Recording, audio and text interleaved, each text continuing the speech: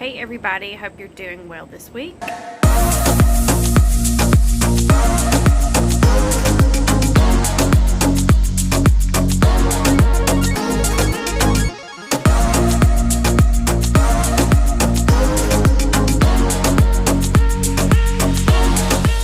here for the weekly video that I usually do for our channel. I know I've been doing them a lot more spaced out lately. That's just because we've been really busy.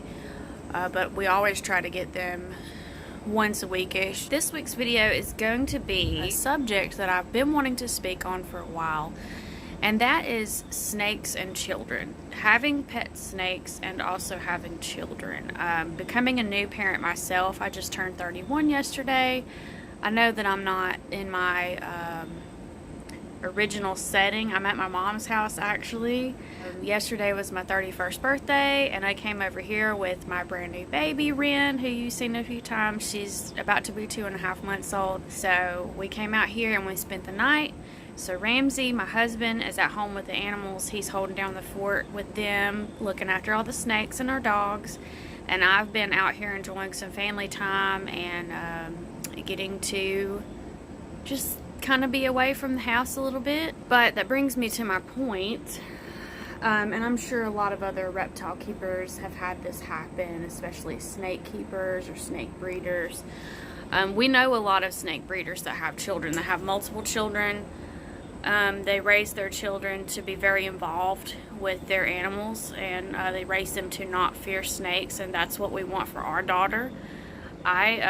Little backstory on me, I grew up always loving snakes. I used to watch Steve Irwin and Jeff Corwin, just all the Animal Planet stuff. Brady Barr on Nat Geo. I used to just watch every type of animal nature show there was, and I've always loved reptiles, especially snakes, and I've never been afraid of them, even though I was sort of taught to be. My parents didn't teach me to hate them or anything. It's just that the town that I grew up in, down here in the South, is very close-minded about a lot of those things, and they use religion, especially Christianity, to be their reasoning for hating snakes, and to have these misconceptions about them, to just think they're pure evil and that you can't trust them, they're terrible, and they just need to all die. If you've ever heard the term, the only good snake is a dead snake, happens, said all the time here in Alabama. People are so misinformed.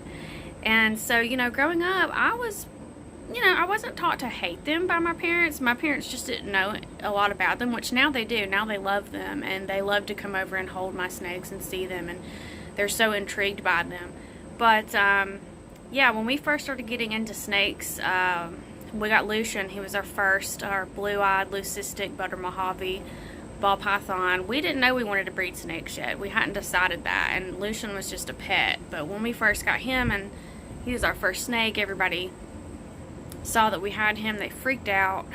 They thought we were weird. And then when we got our second snake, which was Ka, our jungle boa constrictor, he's just over a year now, we started getting one snake after the other. So it started off being that we wanted to be keepers, and then it ended up being we wanted to be breeders, because we decided that we loved working with these animals. We thought it would be a great hobby to start out with as husband and wife, and we wanted it to grow and turn into a business, like a side business that we could both really enjoy and be involved in. And at the same time that all of this was going on, we were also trying to start our family. We wanted to have a baby. So we had been trying to conceive for about 5 months when we got Lucian. So everybody questioned things then, because we got Lucian in the middle of trying to get pregnant. So then about 6 months later, when I did conceive and we were pregnant with our daughter, by then obviously we had full-blown gotten a bunch of snakes, and we had racks upstairs, we had tanks downstairs, we had boa constrictors, super dwarf and dwarf reticulated pythons, Kenyan sand boa, corn snakes, ball pythons. We had more ball pythons than any other snake. But we had all those upstairs, and everybody was freaking out. Everybody was like, oh my gosh, you're pregnant and you're gonna have a baby and you're gonna have all these snakes in your house. Which, with all the babies that we just had hatched and everything, we have over 30 snakes in our house. And I know when people hear that number, they freak out and they go, how in the entire world is your house safe at all? How can you contain all those snakes responsibly? And You really can. I know that there's a lot of people that don't believe you can, but if you're a responsible owner and keeper and breeder, you can definitely do that and have children. Because like I said, you know, we have a lot of breeders that we know that have children themselves, and it's completely fine. You just have to know what you're doing. And, you know, we've also had a lot of people that didn't like snakes before that we know that are friends and family, and they're interested in buying a snake from us because they've been watching our videos and they've been learning about them, and they're interested in getting a snake. And, you know, this is something that I feel like isn't talked about enough because, you know, people just have all these assumptions. You know, they have all these misconceptions about, you know, are snakes a safe pet to have around children? And to answer that question, it depends on a lot of factors, okay? What I'm going to do first is I'm going to talk about the different types of snakes you can keep as a pet. We're going to talk about size, we're going to talk about temperament, and we're going to talk about what would fit best for your family and what, you know, I think are the best pet snakes for a family with children. Number one, when we're talking about size, you kind of have to think of it like in categories. Colubrid snakes, things like king snakes, corn snakes, rat snakes, which corn snakes are technically in the rat snake family, but you'll learn that if you start looking all that up. But yeah, all those types of snakes, garter snakes, those are all in the colubrid family. And they're very slender-bodied snakes. They usually move really fast. They're not considered constrictors. They have teeth. A bite from a colubrid snake is not going to be that bad. If you are wanting a snake that stays on the smaller, skinnier side, that, you know, you're never going to have to worry more about your child hurting the snake than the snake hurting your child. They're so, you know, harmless and small, and, you know, if you get a bite from one, it's not going to be bad. King snakes, you know, they're hungry a lot, and that's just kind of their temperament, their personality. They eat other snakes in the wild, so they're notorious for just constantly being hungry. So if you get a king snake, they're awesome snakes. I used to have one. Just keep in mind that, you know, you probably will get bitten. They'll probably latch onto your thumb and try to swallow your thumb because they're hungry all the time. They've even been known to try to eat themselves. So that's the only thing about king snakes. But, you know, colubrid snakes, just, in my opinion, totally harmless. And now I want to get into the constrictor category. Now this is where people start to freak out, okay? No snake that we keep in captivity as pets is considered, you know, is venomous, has fangs. Like, you can keep venomous snakes, but you have to have a license, you have to be educated, like, it has to be legal what you're doing. You can't do anything illegal in your state. When we're talking about constrictors, none of the snakes that I'm talking about have fangs. They all have teeth. And I want to get into how, you know, how a constricting snake works, as far as how it catches, kills, and eats its prey. Now, when it comes to their teeth, they have rows and rows of teeth. Reticulated pythons have like a ton of teeth. They have rows and rows and rows of teeth. You'll learn this if you start to look up, you know, the different anatomies of some of these different types of snakes.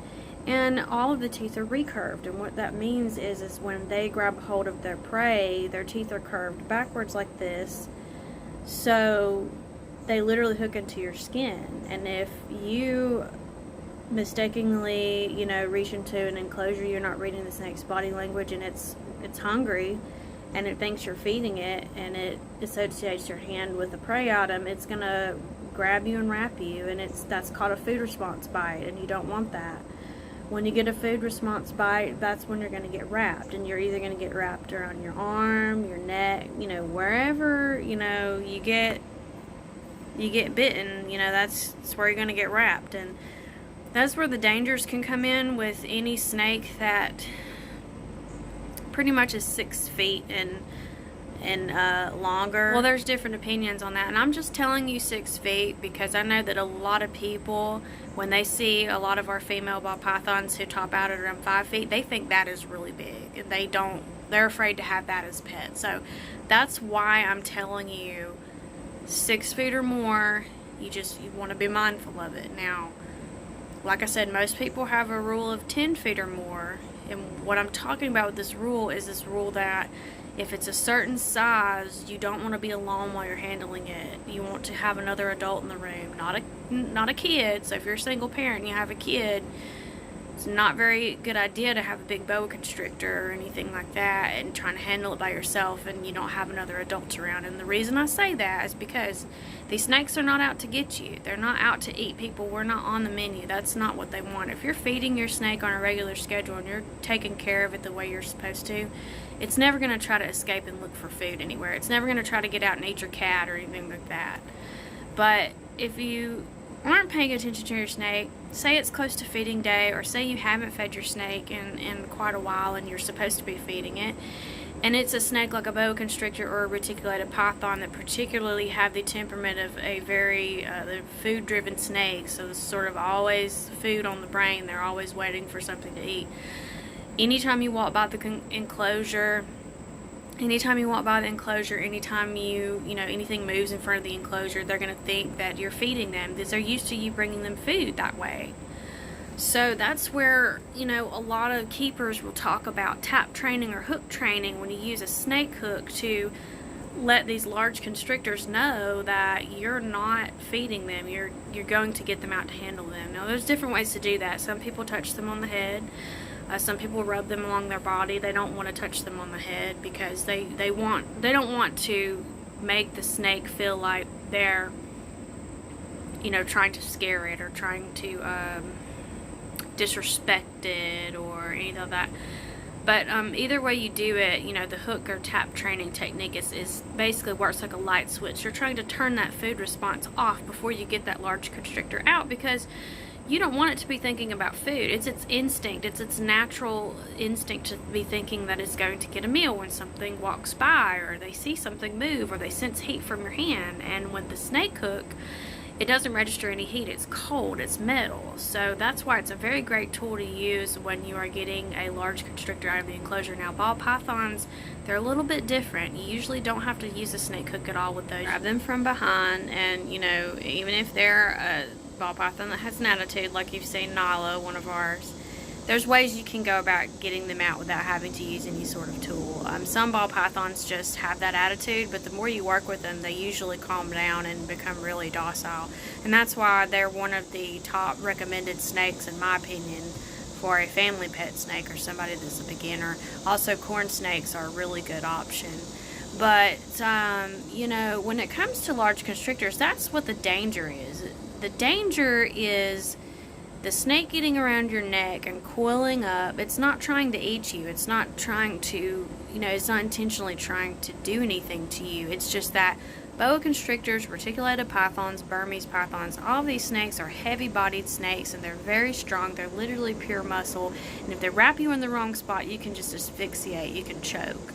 Your airway can be cut off.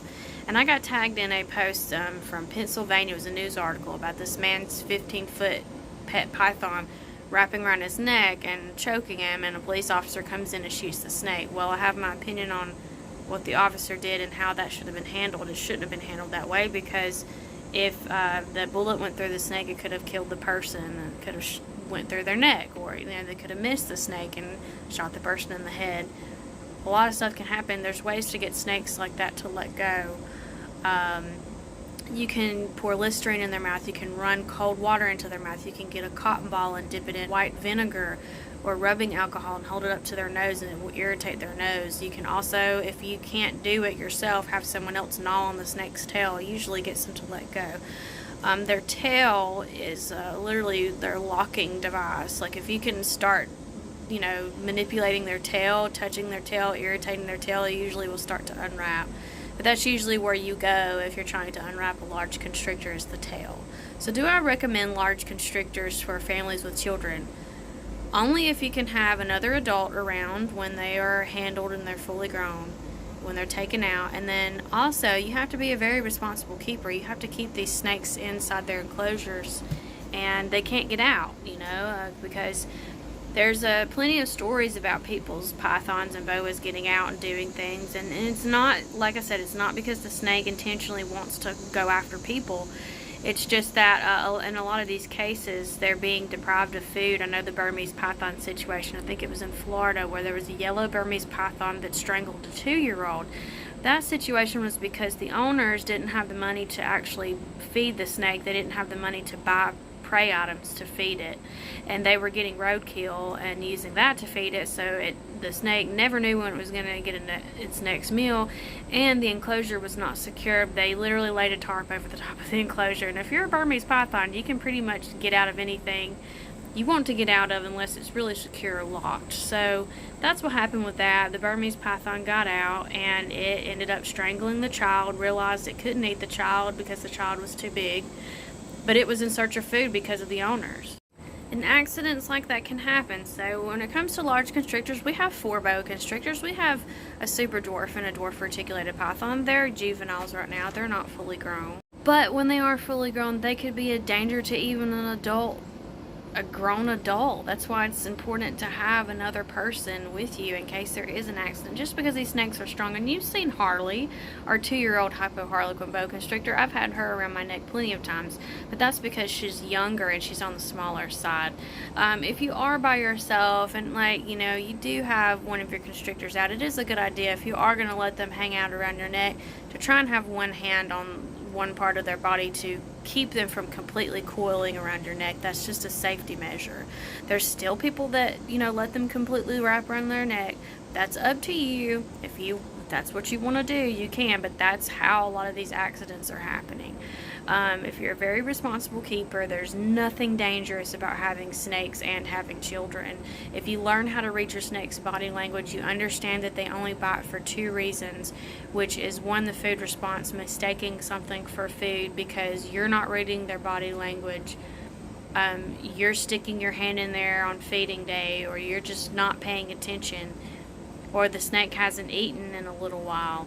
Number 2, defensive bites. Those are the only 2 reasons, a food response bite or a defensive bite. You're going to get tagged. That's what a defensive bite is called.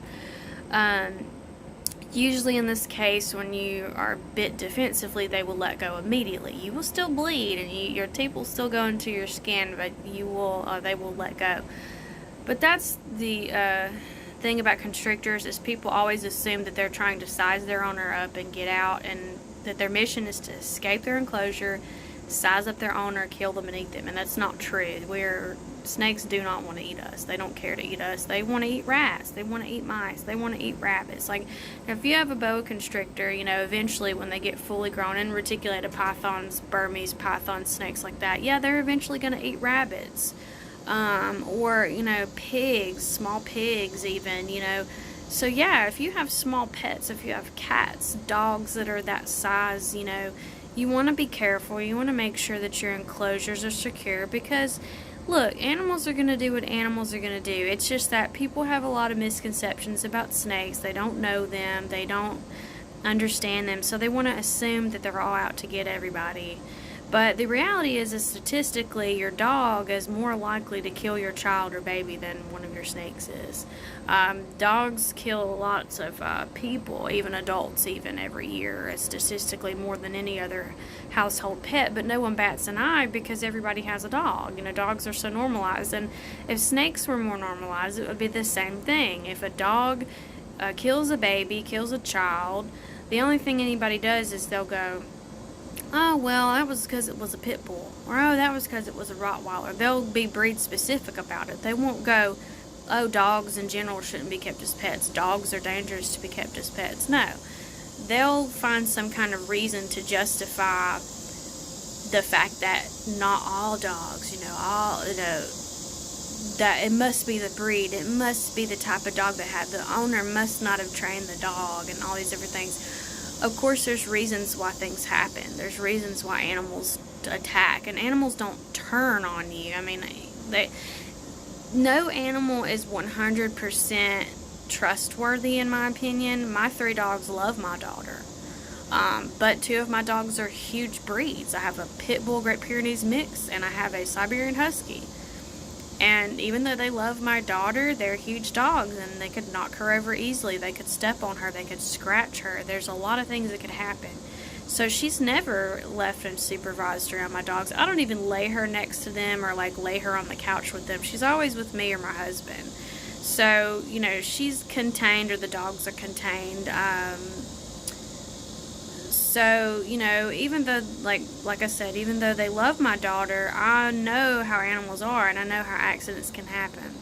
So I would rather be safe than sorry. And it's the same thing with our snakes. We are very, you know, responsible when it comes to making sure all of our snakes are securely kept, so we don't have any accidents. We don't have any snakes get out or anything like that. So you can always own animals and have children and be responsible. Now, when it comes to snakes, like I said, on the larger side, constrictors that get 6 feet or more, you want to make sure there's another adult around to help you. You don't want to be letting children handle these by themselves. There always needs to be adult supervision just because of how strong they are. And, you know, when it comes to any snake smaller than that, you know, any snake can bite you, even if it's a baby snake, even if it's a corn snake or a ball python. You know, you're going to bleed. They have teeth. But it's not the end of the world. Any dog or puppy or kitten or bird, like any animal can bite you. Any animal that has a mouth can bite. So please don't be discouraged. As long as you look up videos on how to handle snakes, how to read their body language, when to handle them, when to not handle them, you will be okay. You can successfully and safely own these animals and have children. So don't be afraid, and don't listen to people that try to scare you and convince you otherwise.